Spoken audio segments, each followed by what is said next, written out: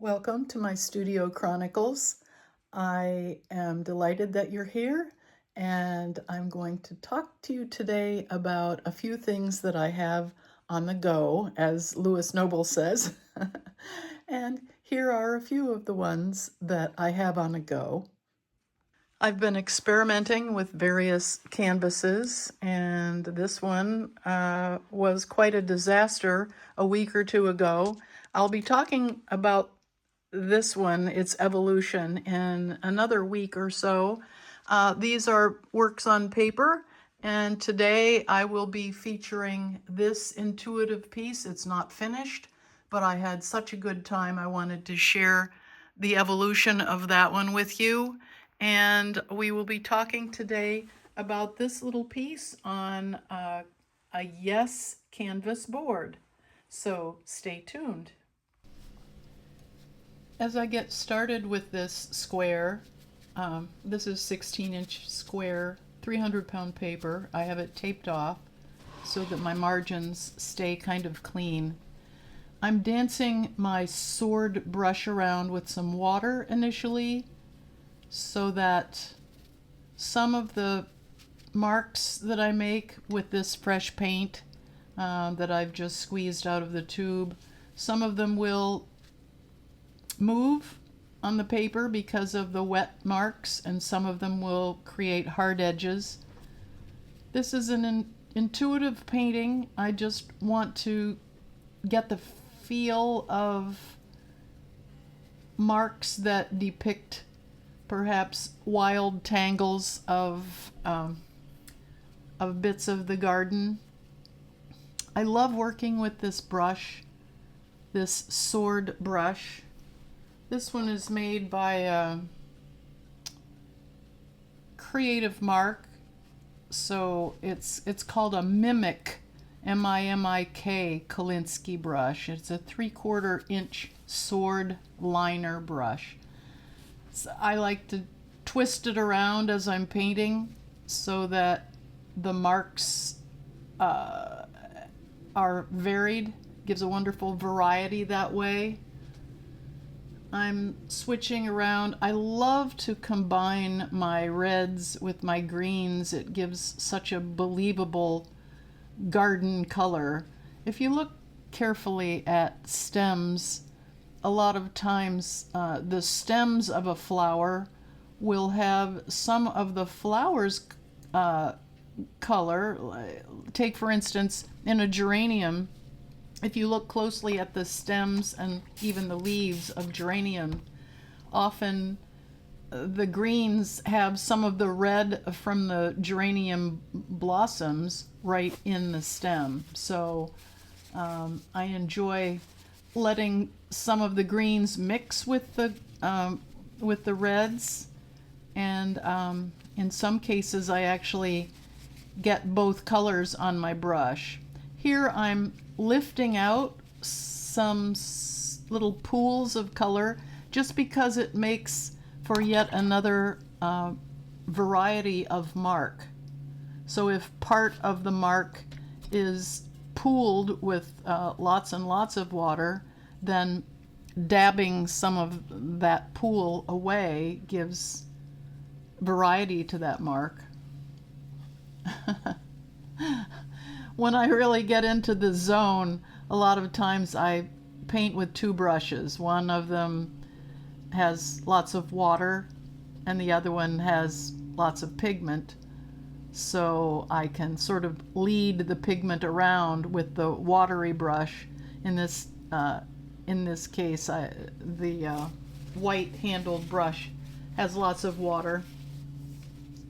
I think here you can see examples of how those marks have a variety when I lift them with the tissue.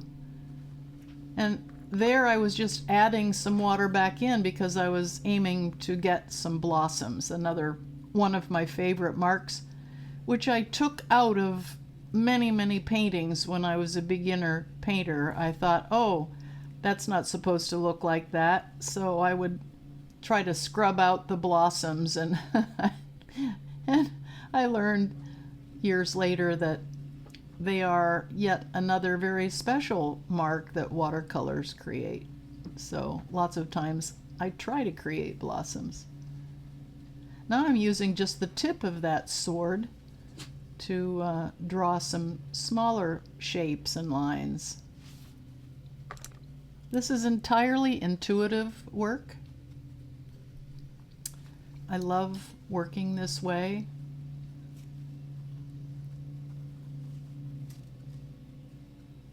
This is just a start of a painting. I will be putting this away for a few days so that when I bring it out, perhaps I'll be able to do some problem solving and add and subtract some marks and textures until it just feels like it's finished. This is one of 4 16-inch square paintings I'm doing for a client, and it's a treat to be able to have a commission and have the freedom to paint intuitively. It really takes the pressure off. This particular client knows my work, and she's actually painted with me over the years, and so she trusts me to come up with something that pleases me, and hopefully I can do that times 4. So this 300-pound paper is not something that I pull out for this type of sketch very often. In fact, in recent years, I have been working more in multimedia with acrylics and a variety of mark-making tools. But in this case, she wanted watercolor, and it's a pleasure to get back to some of the magic that watercolor can create. What I want to do is rediscover lots of things that watercolor is able to do that the other mediums can't do. So my brush and my intuition can dip back into the memory of painting lots and lots of watercolors over the years. And even though it would be difficult for me to articulate all of the different ways that watercolor can create magic, I'm painting quickly and rediscovering some of that magic here as I paint. So I just created some more wet passages on the paper just by putting water down on some of the white areas of the paper, and I'm dropping in some color. This is just one more way to make color travel. I'm dropping paint into the center of some of these wet areas, and we'll see what that creates.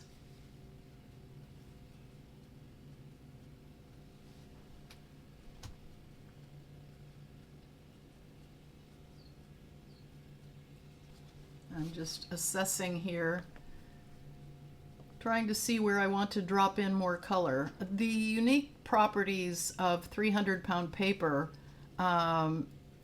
when you wet the paper, it stays wet longer than 140-pound or less. So I have to be mindful of that or rediscover it, because by now I could be going back over 140-pound paper and adding marks on top of the ones here, and the first marks would already be dry. But in this case, I have to slow down and come back later to add layers or glazes over any areas that I've already painted. So this is how far I've gotten with this painting, and I will come back and revisit it another day. It'll be fun to get back to that painting and continue. I actually have 2 paintings going so far out of the 4, and I haven't decided whether to start the number 3 and 4 before I finish the first two. I'll just have to play it by ear.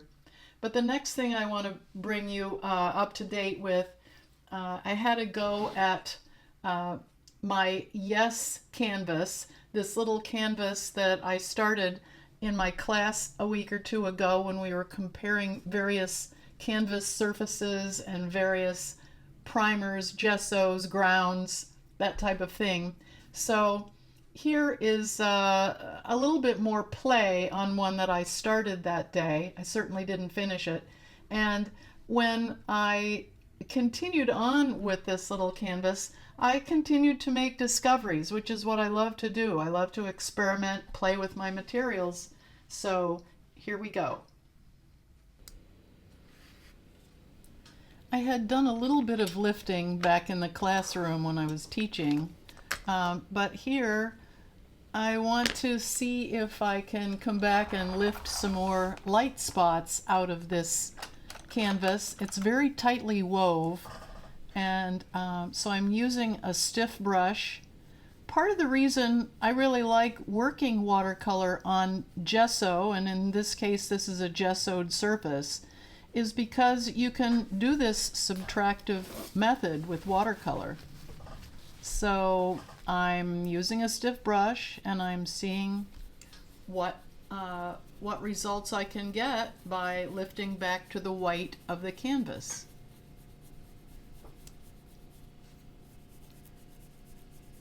As you can see, I'm scrubbing, I'm literally scrubbing, pushing water with this bristly brush to see how far I can go with, you know, the nice thing about this is if this were paper, it would pill.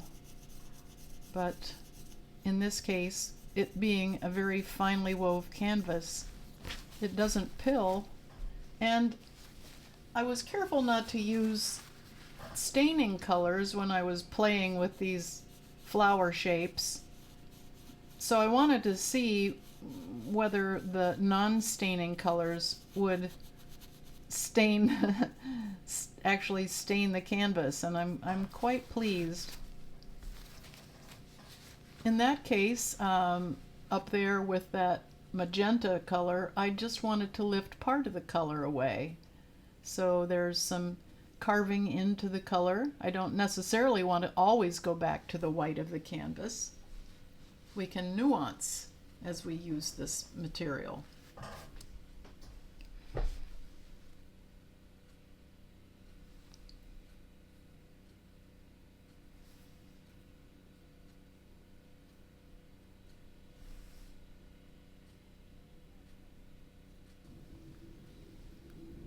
Being a lover of color, I just felt like this painting needed more pop. So I'm going into some of my red watercolors. These are transparent watercolors. They're Daniel Smith paints. And I'm liking the variety of saturation of color.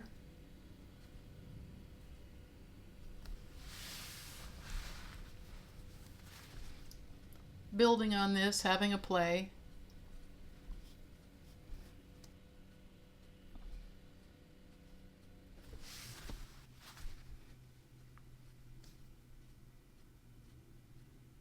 Of course, I'm speeding this up for you so that you don't have to sit through all of my slow contemplation. Part of the delight in painting this way, you know, I'm not trying to make a masterpiece here. I'm trying to learn the properties of the way the paint goes on this canvas, on this surface. And every time I play like this, it informs me how to approach my next painting. So I never worry about whether I'm making a successful painting or not, especially when I'm experimenting with materials I haven't used before. So the wonderful thing about watercolor is, or the wonderful thing about painting, is that every day you create something from nothing and you learn so much when you have a play. as long as you can get out of your own way.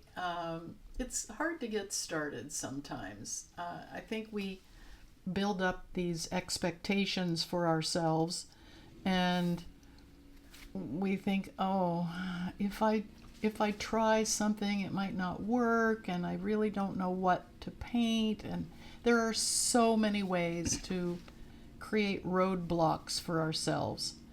But and I've done that many times. But when you just get your materials out and say, this doesn't matter, it's just a piece of paper, or in this case, this is just a little canvas. And once you start playing with it, you learn so much, and you push away from the table, the painting table, and you realize a big chunk of your day has gone by and you had such a good time. So here we are, just playing with our colors, building up some color. In this case, I took a child's little plastic paintbrush with little nylon bristles, and the bristles were originally probably about a half an inch long, and I cut them off so that they're only about a quarter of an inch long, and they're very stiff. So I'm trying this homemade tool out. So here's your tool segment. I have very stiff little child's brush, and it scrubs. I'm dipping it into the water, and it scrubs back to the white of this canvas just beautifully.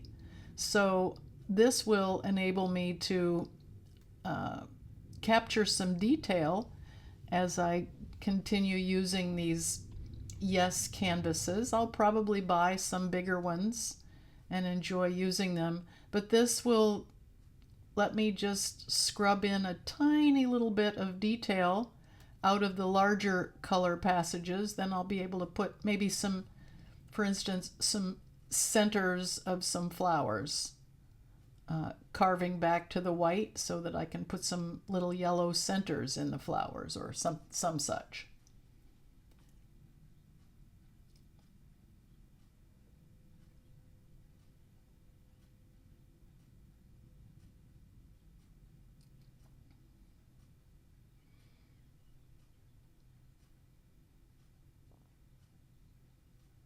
This brush is a little bit long for a scrub brush, but it has bristles that are stiff enough that I can both apply paint and lift paint. So I can give and take all at the same time. In fact, I'm realizing here that I can lift paint off of one area and lay it down somewhere else, all within the same application without going back to the palette. So what I'm doing here is kind of sculpting with this paintbrush. This brush is, it's called a Polar Flow brush. Again, this is a Creative Mark brush. It's a number 700F as in Frank, and it's a 1/4 inch. So in looking at the brush, it's probably about 3/4 of an inch long, soft bristle, but it has a sort of chisel tip to it, so a flat tip to it. So it has a lot of potential. In fact, I have used it as a liner brush for my large paintings.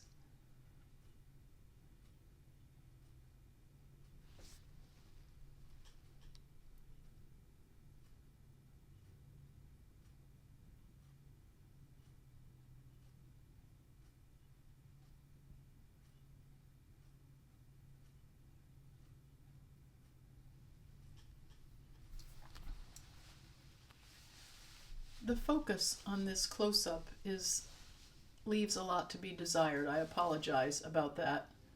Sometimes when the light is just so in my studio, the autofocus doesn't really work very well. I'm building up some dark greens. I feel like the values of the darks really pop the color.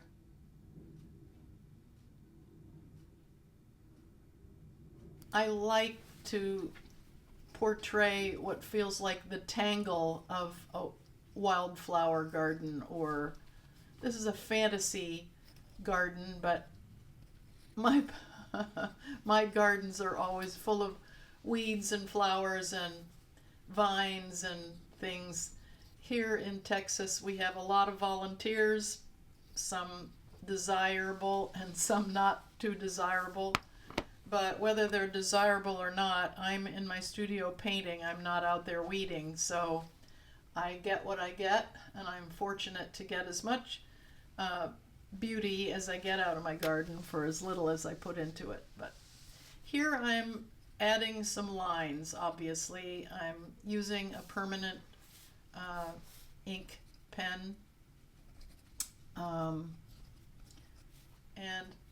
I don't know, maybe this is gilding the lily, but I like to go back and add some lines. I'm not exactly tracing around the shapes because I like the looseness of a line that gives you an approximation of where my flower shapes might be, carving out some flower shapes and some leaf shapes. And in this way, I can put a little bit of perspective where some petals and some flowers are in front of or behind others.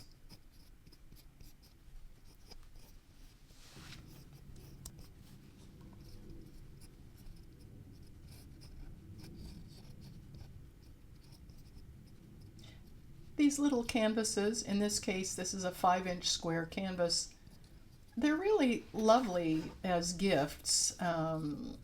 I can sell them for very affordable. It's a little special something that someone can sit on a small easel. You could even pop one in a greeting card as a birthday gift or such.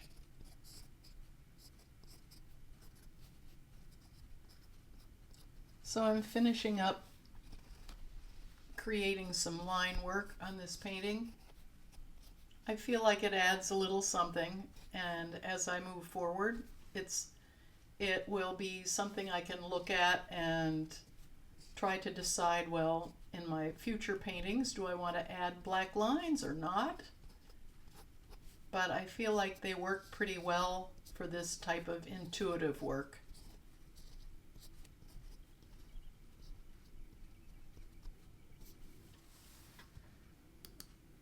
Just a reminder, this is Yes All Media Canvas.